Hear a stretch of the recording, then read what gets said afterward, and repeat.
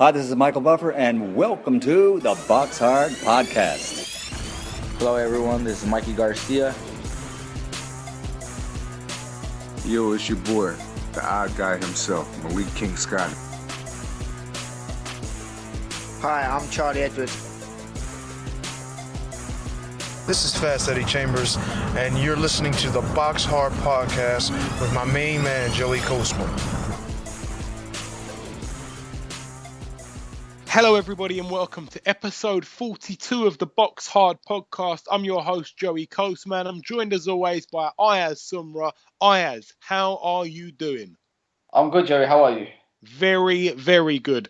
Okay, we're going to jump straight into part one. As always, we never chat too much. We just jump straight into the action. We're going to start over in Germany, actually. This was last Saturday, so Saturday the 16th of July. We're going to start over in the Max Schmeling Hall. Top of the bill, Giovanni De Carolis put his WBA World Super Middleweight title on the line against Tyrone, I think it's Zouge, but I heard him calling him something else, so I'm not too sure about the pronunciation. It might be Tyrone Zwigi or something like that. But the fight ended in a majority draw. A lot of people actually thought that De Carolis just nicked it by a round or something, but it was very, very close. So a draw. And of course, Giovanni De Carolis retains his title. So his record now 24 wins, 6 losses and 1 draw. And Tyrone Zwigi or Zouge is now 18 wins as he was before, and the 1 draw, still unbeaten in 19 professional fights though. Also on that bill, Arthur Abraham, the return of him from, of course, losing his world title to Gilberto Ramirez. He fought for the vacant WBO International Super Middleweight title against Tim Robin Luhag. Arthur Abraham won this fight by TKO in the 8th round. It was scheduled for 12. So Arthur Abraham picking up a WBO title there. And I think he's going to try to chase a rematch with Gilberto Ramirez, but he'll have to wait his chance. Also on that bill, my good friend Charlie Edwards, he cruised to 8-0. It was an easy win for him. He just looked $1 million in there. Again, it was only against a journeyman, but he looked fantastic, and he didn't put a foot wrong. He was absolutely brilliant. Won every second of every round. Even showed us an Ali shuffle in the 6th round. So he moves to 8-0 with a unanimous decision win after 6 rounds. Also on that bill, Anthony Ogogo, he moved to 11-0 with a TKO in the 2nd round. He actually had his opponent down 5 times in that 2nd round. It could have been waved off, arguably, after the 3rd or 4th knockdown at least, but it come to the 5th one. It was a bit ugly and one-sided to see that, to be totally honest, during some of that 2nd round, but his opponent was just a journeyman, so he moves on to bigger and better things. That's it for Germany. We're now going to go over to India in New Delhi. Vijender Singh brought boxing to India here, and he moved to 7-0 with a win over Kerry Hope. This was for the vacant WBO Asia Pacific Super Middleweight title. It was shown on Box Nation, this card here, or should I just say that fight there, and he done well to beat experienced Kerry Hope, and he's now talking about an Amir Khan fight. I think it's very, very early to start talking about that type of stuff, to be honest, but all the best for Vijender Singh. He's an absolute superstar over in India. That's it for India. We're now going to come back to the UK. York Hall, just a card I want to mention over there, a couple of fights. Wadi Camacho moved to 16-5. His opponent retired on his store after the 6th round, and Wadi Camacho retained his Southern Area Cruiserweight title. Also on that bill, Luke Watkins moved to 9-0 with a points win after 6 rounds over Dmitry Kalinowski. And again, also on that bill, Sam Sniper Smith moved to 3-0 with a TKO in the 4th round. This is at light heavy over David Sipos. So I know that Paddy Fitzpatrick will be a very happy man managing, of course, or training, should I say, of course, Sam Smith and Luke the Duke Watkins. So good stuff for him. We're now going to go over to Wales, Cardiff in the Ice Arena. Top of the bill, Liam Williams against Gary Corcoran. We had Gary Corcoran on our show last week. He was very, very confident. He started the fight very well, I must say. He managed to cut the nose of Liam Williams, and also I think he cut his eye as well early. I'm talking like within the first 1 or 2 rounds. Then Liam Williams come out in the 3rd round and opened up a real big gash on Gary Corcoran's. I think it was his eye now. It was absolutely leaking out of his face. It was quite gory, but I think all of the cuts were caused by headbutts. I'm not too sure. It was a fight where there was a lot of emotion inside the ring. Both guys were there to smash the other one up. Heads were going in. It was a little bit dirty. You could see the language. Sometimes you could lip read some of the vulgar language during the fight. It was a real grudge match. It really, really was. It wasn't fakery for the cameras or anything like that. And Liam Williams ended up picking up the TKO in round 11. So it's a good win for him. And I feel a little bit sorry for Gary Corcoran. I'd like to see a rematch maybe in this one. So Gary Corcoran now, somebody's had to go. It was Gary Corcoran, so 15-1, his new record, and Liam Williams 15-0 with the 1 draw. Liam Williams, of course, retaining that British super welterweight title. Corcoran was also penalised a point in round 8, which really looked like it was going to be it looked like he was cruising to a loss on points, but he managed to floor him in round 11, of course, Liam Williams. So a good win for him. Also on that bill, Terry Flanagan defending his WBO World Lightweight title against Mzonke Fana. Now, Terry Flanagan, everybody thought he was going to blow this guy away, and he seemed to have a lot of problems with Fana. I know that Terry Flanagan's trainer after the fight said, he was so focused on the July 9th Klitschko Fury undercard, and then it got pushed back a week, and that week just didn't do him very good. I don't know, man. I don't know what that really says, just because it was pushed forward a week or pushed back a week, depends how you sort of see it. I don't know, he didn't really impress. It's only a week. I mean, of course, I'm not a fighter. I don't know what that does. If you're set on July 9th, then it's July 16th. I don't know how much of a big deal that is. But Terry Flanagan really, really wasn't impressive. I mean, he won the fight unanimously after 12 rounds. But this guy, Fana, he was in big, big fights about 17 years ago. It's been a long, long time since he's been in any good fights or anything like that. And, he gave Terry a lot of problems. And look, if for those people that compare Flanagan and Crolla, if we're going off past performances, and I mean the last performance, then Crolla's definitely ahead. I know that Flanagan has destroyed everyone he's been in with in the last couple of fights before the Fana fight. Fair enough, he's had some good wins as well, But Crolla, in terms of the win that he had over Barroso compared to this one over Fana, I definitely think Crolla is in the lead between those two. How do you see that, Ayaz? I mean, Terry Flanagan, of course, gets another defence of his WBO World Lightweight title. I'm very pleased he's a champion. He's a very nice guy. I also know that he had to dish out a few pounds out of his own pocket to get his fans over to Cardiff, because a lot of his fans were coming to that Manchester show on the Klitschko Fury undercard. I believe he paid for all of his fans' travel. It cost him a few £1,000s. So a real nice touch there. He's a real nice guy. He's a proper gentleman, Terry Flanagan, and he moves to 31-0 now. But what did you think of his performance? How do you see him comparing to Crolla? I think his performance was good, but to be honest, Crolla's last 2 fights, Darlis Perez and Ismael Barroso, is blowing them out. So in my opinion, I reckon Crolla's improving fight by fight. Like, for example, his next fight is against Linares. If he knocks out Linares, and if they fight in the future, Crolla will be a big favourite going into the fight. Yeah, absolutely. You're right. And he seems to rise to the occasion, Crolla. It's quite remarkable, all the stuff he's been through. And but we're going to leave that there, all the lightweight talk. We're now going to go over to another fight on that bill involving one of the best pound-for-pound fighters in world boxing, Guillermo Rigondeaux. He put his WBA Super Bantamweight title on the line against Jazza Dickens. Rigondeaux going into this fight with a record of 16-0. James Dickens, or Jazza Dickens, 22-1. I tell you what, it only went 2 rounds. James Dickens, I keep calling him James Dickens. Jazza Dickens retired on his stall. Well, he didn't retire. His corner pulled him out. He actually broke his jaw in 2 places in that second round. It was a big... I think it was a left hook, it might have been, actually, from Rigondeaux now.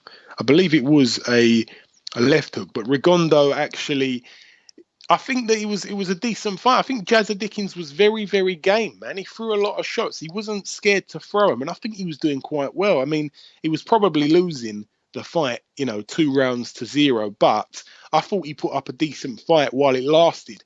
And I don't think you can knock his corner for pulling him out, because he was going to get tagged all day long. You can't fight a person who's so precise and accurate as Rigondeaux for 10 more rounds with a broken jaw. It happened really early. Maybe if he was in that fight and it happened a bit later on in the fight, they might have kept him in the fight, fair enough. But this time here, I think he was going to be getting tagged on that continuously, and it's just too dangerous. I mean, he was a big underdog in that fight before the first bell, and then once he got his jaw broken, you can't really give him a chance. That's a bad injury, that, and it's hard to keep going when that's hurting you like that. But I think his corner done the right thing to pull him out, and he'll be there to fight another day. But I really was quite gutted for him, because it was a big, big opportunity, and I hope he gets another opportunity to try and do it again. I hope that Rigondeaux comes back to the UK as well for another fight. I know he's pretty eager to do so. So Rigondeaux now 17-0. He retains his WBA Super World Super Bantamweight title, and Jazza Dickens 22-2, but his 2 losses to seriously good opponents. But that's it for that one. We're now going to go down that undercard, because it was a really stacked card. Bradley Skeete, we're going to be speaking to him literally in about 5 minutes. He fought Alexandre Lepelle. So Bradley Skeete cruised to 24-1 and retained his WBO European welterweight title with a TKO in the 7th round.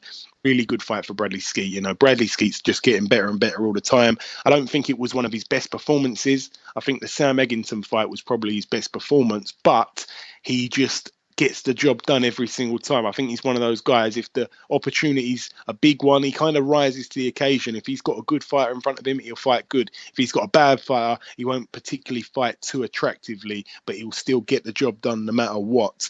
Also on that card, Tommy Langford picked up a TKO in the 7th round over Timo Lane. Tommy Langford retaining his WBO Intercontinental middleweight title and cruising to 17-0. Joe Pigford was also on the bill. He moved to 11-0 with a TKO in the 4th round. His opponent, Sam Omidi, was down 3 times in round 3. And like I say, he got the job done in round 4. Also on that bill, Gary Buckland moved to 31-7. So his 31st professional win, with a points win over Matty Fagan after 6 rounds at lightweight, that one. Jamie Conlon was also on that bill. He picked up a TKO in the 2nd round over Patrick Bartos.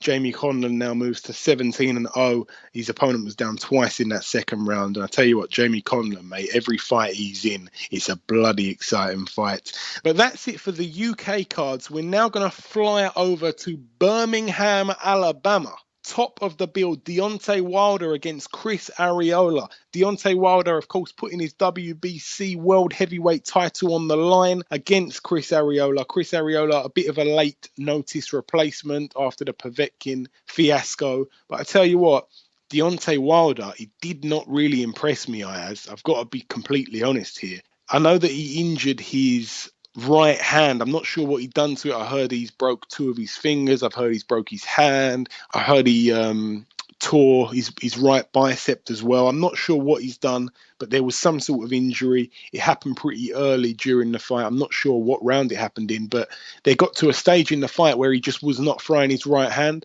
And I think that Arreola was there for the taking. If he was able to let that right hand go, he would have knocked him out 100% in spectacular fashion. But at one point of the fight, he was only throwing lefts. So, I mean, he was jabbing him and hooking him. And I tell you what, he's really quite lethal, because we don't get to see that too much. Well, to be honest, I think we do get to see a bit of it, but we're so kind of ignorant to that, because we're always looking at his right hand. But he's actually got quite a good jab on him, Deontay Wilder, underrated jab. And his left hook, it seemed pretty good. I know he's been working on that. He really seemed to be able to fight well. I mean, he was beating Arreola with one hand. Arreola, it is what it is with him. I know that David Hay thought that he was going to get knocked out within 1 or 2 rounds. He actually had a little bet with Lennox Lewis over it. But Deontay Wilder Chris Arreola managed to get to the 8th round, and at the end of the 8th round, his corner retired him on his stall. He was absolutely spent, so it didn't go 12 rounds. And Arreola was also down in round 4, and that was the moment where I really thought he was going to get stopped any second. But Deontay Wilder, like I say, without that right hand, couldn't really do too much. He was letting it go here and there, but it wasn't active. He was throwing a lot of jabs and hooks, as I said, but they were really busting Arreola up. He was all cut around the face. He looked like he'd been through a lot of, a proper grueling fight, but it had only gone 8 rounds, and he was just getting busted up with that left hand. And I think that Deontay Wilder done quite well, but a lot of people are bashing him on Twitter kind of thing about it. They're not happy about this fight. I mean, it was never going to be a good fight, because Arreola, I just didn't think he could pose any kind of threat to Deontay Wilder, and he didn't on the night, and Wilder was just too much for him. But a lot of people talking about that fight perhaps happening, Joshua against Wilder. I don't think it's going to be happening anytime soon, Ayaz, but if it were to happen the next fight, who would you go with to win that one? I'll still go for a Wilder win against Joshua, because I think Joshua's still a learning game. He still hasn't gone past 12 rounds while Wilder has. Yeah, I was listening to another podcast just last night, and I will say they actually asked the question, who has fought the better opponents, Joshua or Wilder? And I thought to myself, it's not really a great question to ask there, because Wilder's now had 37 fights. Joshua's had 17. Now, Joshua gets bashed for fighting bums. Deontay Wilder gets bashed for fighting bums.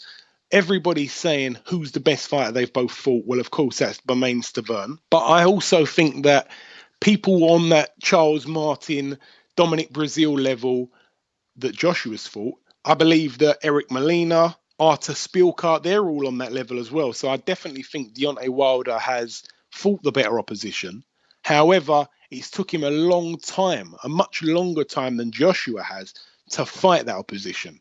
Joshua's been fighting those type of guys since maybe his 15th or 14th fight. Deontay Wilder's only been fighting those types of guys from maybe his 32nd fight. So Joshua's been moved on quicker than Wilder. So that's one good thing. But the actual fight itself, I think that, well, it's obviously going to end in a knockout. That's for sure. It's a real good one, man. It really, really is. I think that Deontay Wilder would be on the back foot in that fight. It's hard to see Joshua on the back foot. I just can't imagine him on the back foot. He's just too strong and big, and he does the basics so well. But it would be an interesting one for sure. I can't really predict a winner at this moment in time. Also on that bill, Sammy Vasquez, undefeated in 21 contests. He lost his his record now 21-1.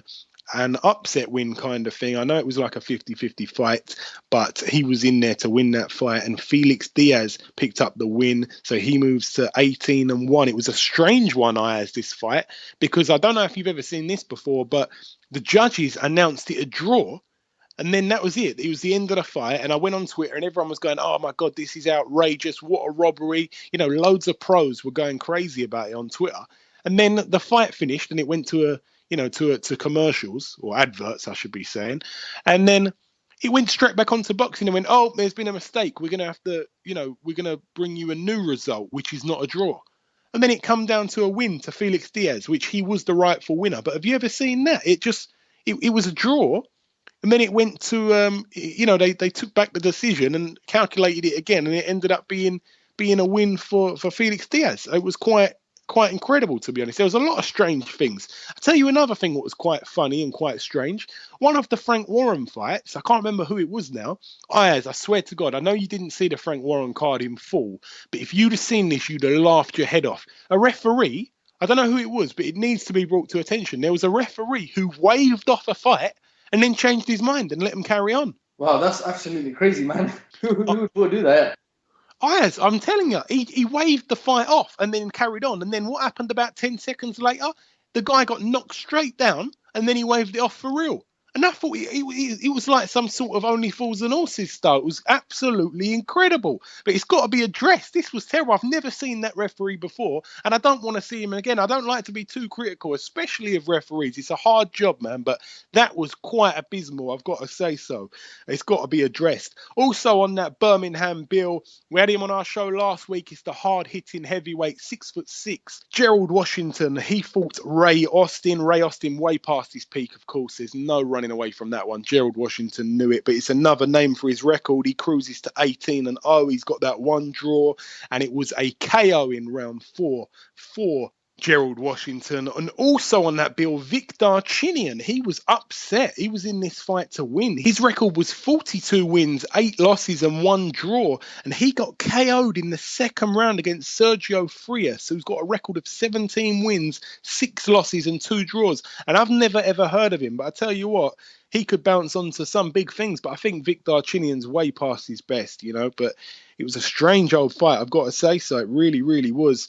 But that's it for Birmingham, Alabama. Now, there's one last fight to mention on the review part of the show. Just one last fight before we talk about the crazy name fighters on this week's show. And it's Andy Ruiz Jr. He fought Josh Gormley. He didn't tell us anything in this fight apart from he picked up the TKO in round 3. So Andy Ruiz Jr. now 28-0. Still hasn't fought anybody that's going to give him that acid test to find out if he's the real deal or not, and we're waiting for that one. It just seems like we've been waiting for so long. That is it for the reviewing. We've done the reviewing part on this show. We're now going to talk about the crazy name fighters of this week. Now, Ayaz, I know that you chose Matteo Damian Veron from last week's fights, and he was taking on Stefan Hartel on the undercard of the Max Schmeling Hall fight, the one that Charlie Edwards was on, the one that Giovanni De Carolis was on. Well, I've got some bad news for Matteo Damian Veron fans. He actually lost a unanimous decision after 8 rounds to Stefan Hartel, and Veron was also down in the second round, so he gets handed his 18th professional loss. And it's bad news for Matteo Damian Veron, but Stefan Hartel, his opponent, moved to 11-0. And that's it for the crazy name fighter of last week. We're now going to talk about the crazy name fighter of this week. Now, I've got to be honest, as I look through it, and whereas last week there was so many guys with crazy names, this week there really hasn't been many. I was looking through it. Last week there was a good bunch of names, but this week it's been quite hard to find. They're very much few and far between. But the only one I could find, and it's not a really terrible name, but it's a guy who's fighting in Ghana this week. His opponent yet to be announced. It's actually his debut. It's a bit of a shame. It's quite bad, isn't it? It's quite bad of the podcast to start taking the mickey out of someone who hasn't even had a fight yet. We're already getting onto them before they start their pro career. But it's a guy fighting at the Napoleon Boxing Complex in Accra, Ghana, and his name is Theophilus Dudu. That's actually a funny name, to be honest. You like that one, Ayaz? Is that one that you might change your name or call your children that name, perhaps? No, that's actually a funny name, but I'll never change my name. Okay, so we're going to let you guys know what happens in the Dudu fight, which is scheduled for 6 rounds in the middleweight division. I want to tell you more about him, but he's only started his debut, and we know absolutely zilch about him at the moment. But he might win or he might lose, but hopefully he does win. So we're wishing Dudu all the best, okay? We're wishing Dudu all the best, and we're going to let you know about his result on next week's show. But that's it for the funny fighter names. That's it for the review part of the show. Before we end part 1, we've got one last thing to do, and that is to welcome our first guest. Okay, now it's time for our first guest on this week's show. Ladies and gentlemen, please welcome the WBO European welterweight champion, Mr. Bradley Skeete. Bradley, welcome back to the show, man. It's a pleasure to have you back on. Thanks for having me again, mate. All good. Excellent stuff.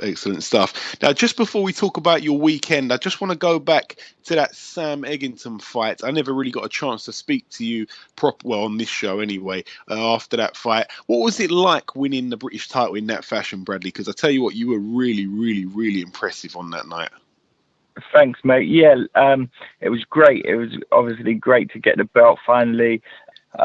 Going up to Birmingham, Sam's backyard, and fighting on a rival promoter show, obviously on a Matchroom show, me being with Frank Warren and Box Nation. It was great. I put the hard work in the gym, and it all paid on the night. I think it was my best performance to date. So to come away with the belts was a dream come true, to be honest. And the good thing about that fight, afterwards, you could see. You were filled with emotion, because I know that winning that belt was a lot for you. I know the very next day you were down at Dean Powell's memorial bench. Just seeing it, I don't know, just from an outsider's perspective, it was good. I could see how much it meant to you, and I was really pleased for you on the night. I know that belt means a lot to you, Bradley. Yeah, definitely. And dedicated the fight to obviously my late manager, Dean Powell. We was close. He was with me from the start of my career. So, it meant a lot for me to win that. And I know from the start, he bigged me up to a lot of people. And for me to go and win that belt, and it's like a little thumbs up to him, really, to it's like I've proved him right. He believed in me and my ability. So, it was like it's a thumbs up to him, really. So I went down to the bench and just showed him I'd done it. Yeah, good man. Now, you got a good win over Eggington in that fight. You got another win on the weekend, brothers. Talk us through that fight for me. Yeah, Box defending my WBO European title. So ranked number 6 with the WBO now. So it was a fight what come up that needed to be done to keep the WBO happy and keep me in their rankings and maybe move up some more places in their rankings with a successful defence, which are done. Alexandra Lepoli, a tough, durable customer, only been stopped once in 20 odd fights. So to get the stoppage, to get a good win, to get some good rounds into was great. But now I'll be focusing on winning my British title outright. So looking forward to 3 good domestic fights out there. Excellent. Yeah. As you mentioned there, you got the knockout over Alexandra Lepoli, only the second time he's been stopped, and you also did it in the quickest time. How good is that for your momentum moving forward now, Bradley? Yeah, momentum's good. After the Egerton fight, obviously I would have liked to have been in back in the ring performing, which I done. Got back in, but had a good training camp, and now it's all about moving on, keeping that momentum going, and just keep cracking on and getting these 3 wins and winning this British title outright. Now I know that obviously you've won almost every belt you can win at the moment. I know that before you wasn't too sure, because I remember when you fought for the British against Eggington, you wasn't sure what was going to happen with the WBO European title. Yeah. I know that you was able to keep that, of course. Now that you're going to be going to defend the British, of course, will you have to relinquish that title?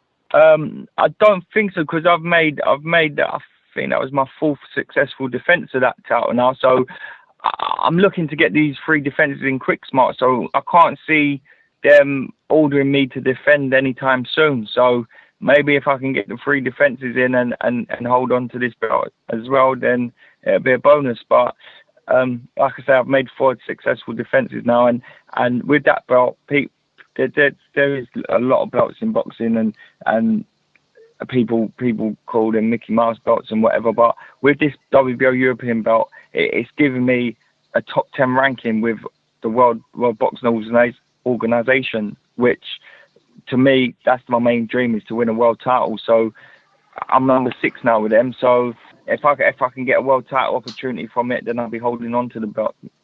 Yeah, of course. Now, how long will you take off, Bradley, before returning back to the gym? Usually I'm out of the gym a week and then I'm straight back in, but I'm off to Cyprus on Wednesday with the family, so I'm having a nice chill out. But I'll have a week off out in Cyprus. Then on the second week of our holiday, then I'll be training. So I'll be taking some training bits out there with me and not going too mad, but just start ticking over again. And as soon as I'm back, I'll be back in the gym and cracking on for September, October date. Nice one. Now, I know that you're not a trash talker or anything, but with this win, with this other win under your belt, have you got anyone, on your radar for the next outing at all? Yeah, well, like me as the champion, I don't really feel I need to call anyone out or look for anyone. There is everyone looking on for me and wanting to beat me up. So my mandatory's been called by the boxing board, and that's Shane Singleton. To be honest, I probably would have picked him as a voluntary anyway. So for him being my mandatory is just get that one out of the way. So I'll be fighting him next. Good fighter. I know they come to win, but no disrespect. But Egerton's dealt with him, and Egerton's dealt with a lot of the boys domestically, and not looking past them. But I can't see myself having any problems with any of them. So It's a belt I want to keep outright, and I'll be making 3 successful defenses. So yeah, he's next, so he'll be the one who's getting it. Absolutely. Now, I want to ask you about a couple of other fights that are taking place in and around, well, not really in your weight division, to be honest, but around your weight division. Yeah. Liam Smith against Canelo, another huge fight just been made. Yeah, massive fight for Liam. People I think looking past Liam, obviously Canelo's an elite level fighter, but Liam's the world champion. Liam's going over there as the reigning world champion, and I wish him all the best. I know he'll be going out there 110% confident of getting a win. Joe Gallagher's a great trainer. Liam's a great fighter. And like I say, he's going over there, the world champion, and I wish him all the best in a successful defence of his title. Yeah, he's up against it, but we wish him the best as well. And also, a strange one, Kell Brook against Golovkin. This is really took everyone by surprise, Brad. How'd you see this fight going? I didn't see that one coming one little bit. If I was a betting man, I wouldn't have put money on that fight happening. So, it took a lot of people by surprise. But take my hat off to Kell. I've always rated Kell. I think he's a great fighter. He deserves it. Why not? He's unbeaten. He's welterweight champion. He's stepping up to fight at middleweight. So he can't get the fights at welterweight. They seem like the fights can't happen. There's some great fights for him at welterweight, and but they just seem they can't get made. So in my eyes, this is kind of like a good thing for me, really, because he was meant to be fighting Vargas, who's WBO champion, and that might have opened the door for me down the line. So we'll have to wait and see about that one. But yeah, all the best to him. He stepped up and he's going in there with one of the pound for pound best fighters. Yeah, I was just going to touch on that Vargas point, but you basically answered it. But no, it's good for you. It's good for you. But yeah, like I say, we wish Brook the best of luck in that huge task as well. Brad, just before I let you go, my friend, I just want to give you a chance to thank any sponsors or anyone in particular you want to thank. Yeah, nice one, mate. As always, my main sponsor, the King Group, they're on board. I'm a full-time pro, so training full-time and dedicating myself to the sport is they've helped me out massively. So yeah, they're my full-time sponsor, the King Group. So a big thank you to them. BoxFit, I'd like to thank Usana for my supplements, and I'd like to say thanks to my nutritionist Kate Shilland and my strength and conditioner coach Gavin Lander. I've got a great team around me. They all pulled together and getting me in great shape and great condition. And just onwards and upwards. Obviously, my training team, Al Smith, Eddie Lamb, and everyone in the gym. Frank Warren and Box Nation for being there. My manager Andy Alien. The list goes on. I've got a great team around me, and my biggest thanks. I'd like to thank everyone who supports me, buying tickets, spending their hard-earned money. My last 2 fights have been away, being in Birmingham, and then just Wales just on the weekend. So I had great support. I have great support in London, but it's massive support when I'm away from home too. And I just want to say a big thank you for everyone who spends their hard-earned money coming to watch me fight. Yeah, absolutely. Listen, Bradley, you know what it is. It's an absolute pleasure speaking to you once again. Have a little break. I really hope you enjoy that one. Have a good, safe flight out there and enjoy your time away. We'll be speaking to you again when you're returning to the ring. All the best, Bradley, my friend. Thank you very much. Lovely. Thanks for your time. Cheers, mate. Okay, now it's time for part 2 on this week's show. If you've joined us before, this part is called the preview part of the show, where we preview the fights coming up this weekend. So we're going to start with a card that's actually taking place on Wednesday, the 20th of July. So by the time you listen to this, it might have already gone past, but it's a good fight here. Shingo Wake, 20 wins, 4 losses and 2 draws. He faces Jonathan Guzman. Now, Shingo Wake is a fighter that a lot of people know is pretty good. He's been in some tough fights, so I will say. And Jonathan Guzman, a lot of people don't really know who he is, but we actually talked about him a few months back, Ayaz, when he was having a fight with, I can't remember who now, but we were saying, he's one to look out for. And here he is, he's got his chance to fight for the vacant IBF World Super Bantamweight title. And Jonathan Guzman, 21-0 with 21 knockouts. He really is a fighter to watch. I said it before and I'm going to say it again, and this is his chance. Can he beat Shingo Wake? We'll have to wait and see on Wednesday. But as I say, by the time the show goes out, it might have already taken place. That's it for Wednesday. We're now going to talk about a fight that's happening on Thursday, the 21st of July, over in the Horncastle Arena, Christchurch, New Zealand. Joseph Parker fights Solomon Humuno. Now, Humuno has a record of 24 wins, 2 losses and 2 draws. Joseph Parker, 19-0. This is for the WBO Oriental Heavyweight title and the OPBF Heavyweight title. It's a 12-rounder. This is basically a warm-up fight for Joseph Parker before he takes on Joshua. So a lot of people are thinking here. And also, I want to point out that his opponent, Solomon Humuno, although his record's pretty decent, 24 wins, 2 losses, 2 draws, one of his losses was actually to Kevin Johnson in 2013. Big, chunky American Kevin Johnson actually knocked him out in round 10 and was winning every round of that fight up until the stoppage. Now, we know that Kevin Johnson's not busy whatsoever. Sometimes he stands still. He's like a statue. So for this guy to have lost, but not only lost, but also been knocked out by Kevin Johnson, it actually says a lot. So I don't think Joseph Parker, young and fresh, and of course, getting in that world title contention, I don't think he's going to have any problems with him at all. Also, on that same day, on the Thursday, I just want to point out that there's another fight taking place in Connecticut. Sergei Derevianchenko, 8-0 in the middleweight division, 12-rounder, takes on former world champion Sam Solomon, 44 wins and 13 losses. This is actually a real test for Sergei Derevianchenko. I think I'm getting his name right. He's only 8-0, but he's a bright prospect for the future. But of course, Sam Solomon, 57 fights under his belt, a former world champion. He wasn't rated very highly when he won that fight.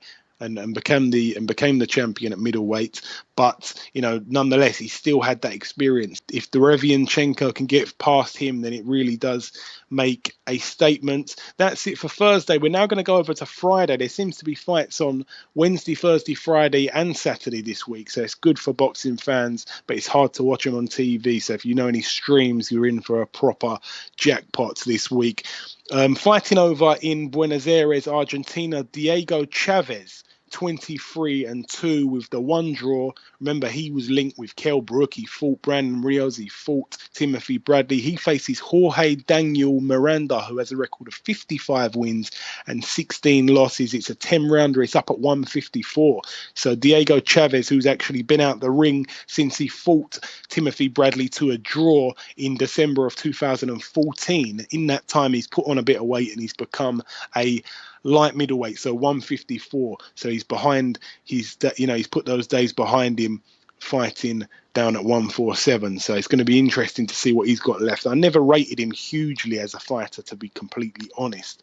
Also taking place on that Friday is also a special star of the show, Philophilus Dudu. We're going to let you know about his fight, of course. And also Julius the Chef Jackson's fighting over in Connecticut as well. Good friend of the show. 19-1 his record going into this fight against Jerry Odom. 13-2 with the 1 draw. It's an 8-rounder at super middleweight. All the best to Julius the Chef Jackson, a real gentleman. Of course, brothers with John Jackson as well. Real nice guys, those two. Also fighting over in Spain at the Palacio de los Deportes in Benidorm. So a bit of Spanish pronunciation on key there from myself. Kiko Martinez, 35-7, takes on Eusebio Usejo, 28-17-2. It's an 8-rounder at featherweight. So Kiko Martinez has moved up.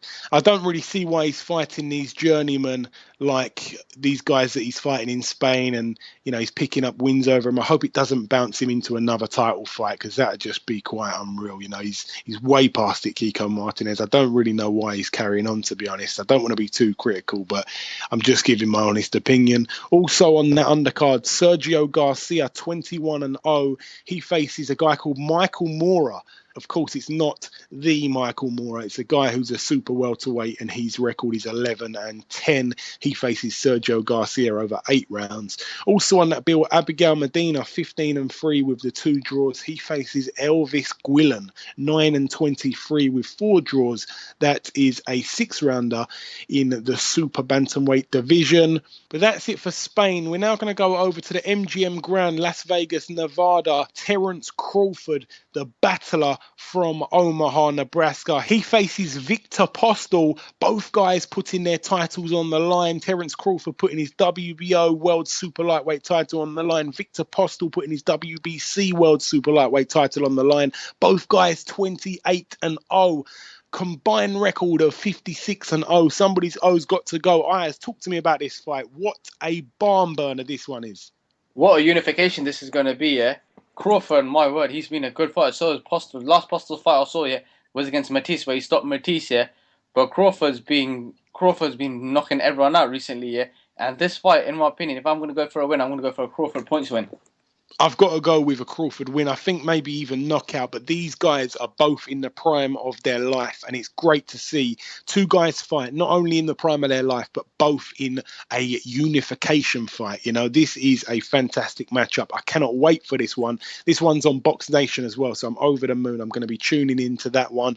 Also on that card, Oscar Valdez, 19-0. He faces Matias Carlos Adrian Rueda, 26-0. Again, somebody's has got to go in this fight, and this one's for the vacant WBO World Heavyweight title. So another world title on the line against another 2 undefeated fighters. This card is a cracking card.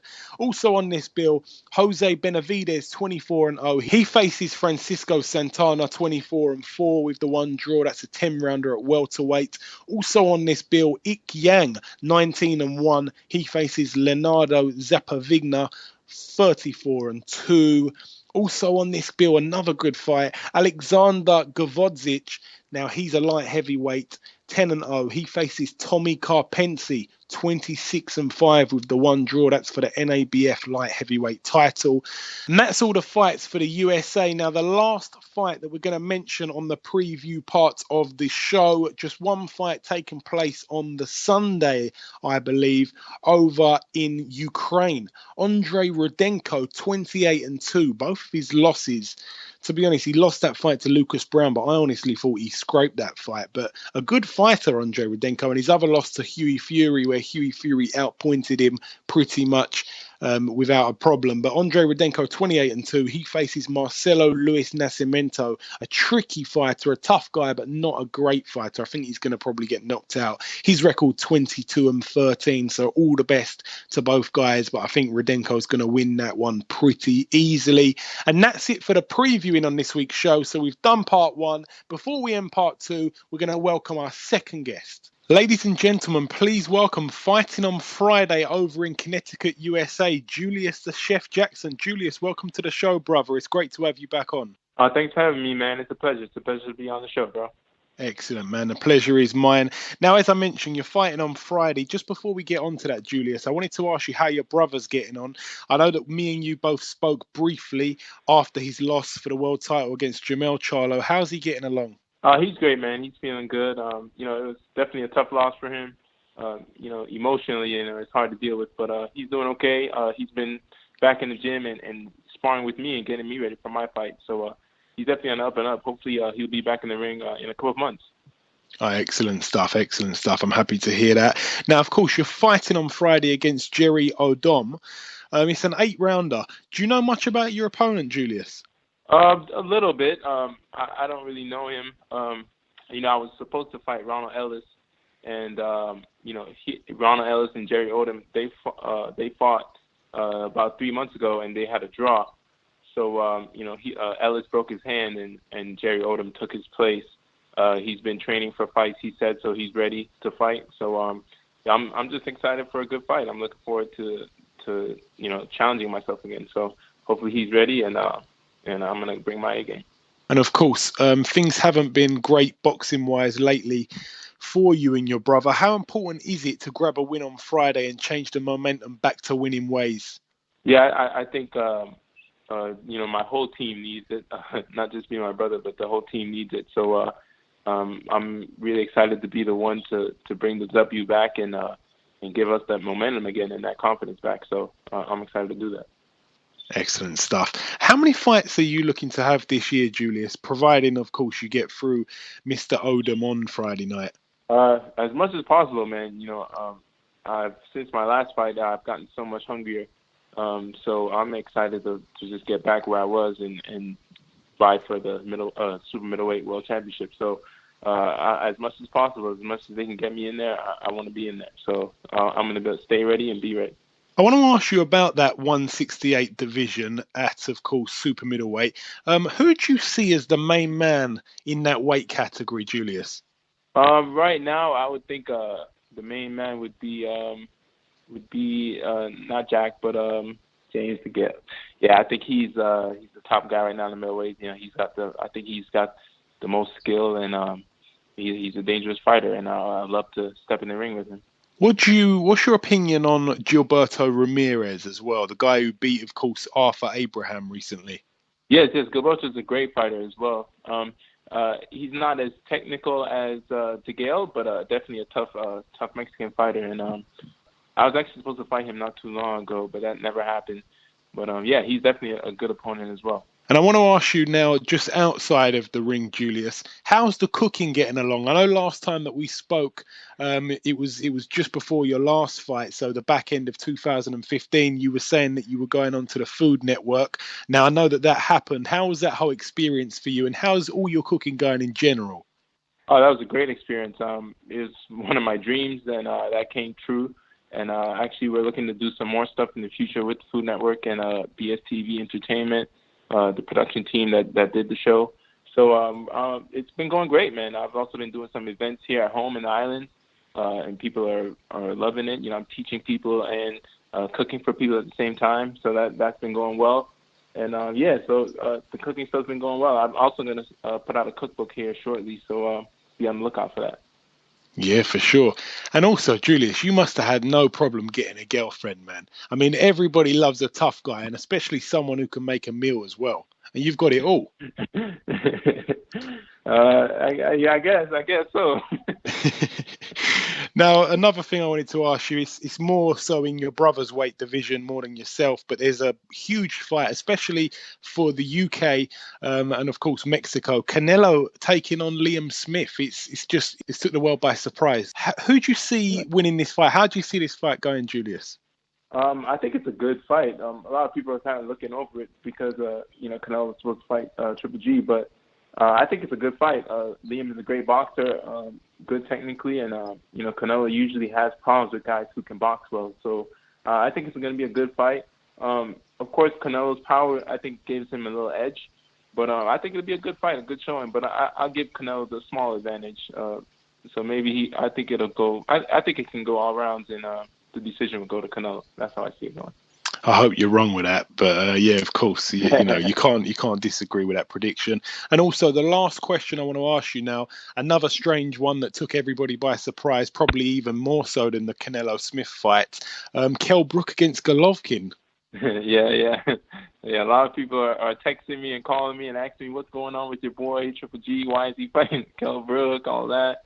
The way I see it, I think it's a good business move for Kell Brook. I think he's taking this opportunity to make a name for himself and make some money at the same time. And Triple G, I mean, nobody wants to fight him, so why not take a big name like Kell Brook and do a fight in his hometown? Of course, it's like a big jump for Kell. It's almost an impossible win for him because of how strong G is, but I think it's a good business move and a good fight. I think the fans will like it. I think it'll be a good fight either way. And after this, Kell Brook can just go right back down and defend his title. So we'll see what happens. Intriguing battles for the future. But listen, brother, it's always a pleasure speaking with you. I wish you the best of luck in the fight. And say hello to your brother and your father for me, please. We'll speak again soon, Julius. It's been my pleasure. Thank you very much. Will do, man. Thank you, man. Thanks for having me. Okay, now it's time to conclude episode 42 of the Box Hard podcast. I've been your host, Joey Coastman. Ayaz Sumra has been Ayaz Sumra. A special thank you to our two guests on this week's show, Bradley Skeete and Julius The Chef Jackson. I just want to give a little apology to the listeners because on last week's show I did say that this week we'd have Bradley Skeete and Charlie Edwards on the show. I really hate not delivering for the listeners, but it wasn't our fault. We reached out to Charlie Edwards, but he had a lot going on this week. He was on planes all over the place. I think he's been on 3 different planes in the last 3 or 4 days, so it's all been crazy for him. But he'll be on the show before his world title fight on September 10th. Don't worry about that. That's an absolute promise. We had Julius The Chef Jackson step in at late notice, so I'm very thankful for him for coming onto the show, and we wish him the best of luck for Friday night. But I will say this much, next week's show will contain a couple of juicy guests, and I really, really do mean that. That is my promise. You can hold me to that. If I'm wrong, please give me a ton of abuse at Boxhard Podcast on Twitter. But I'd like to thank all the listeners for listening to this show once again. We're really, really happy with the recent views of the podcast. We'll be back next week with another big show, as always. Until next time, take care.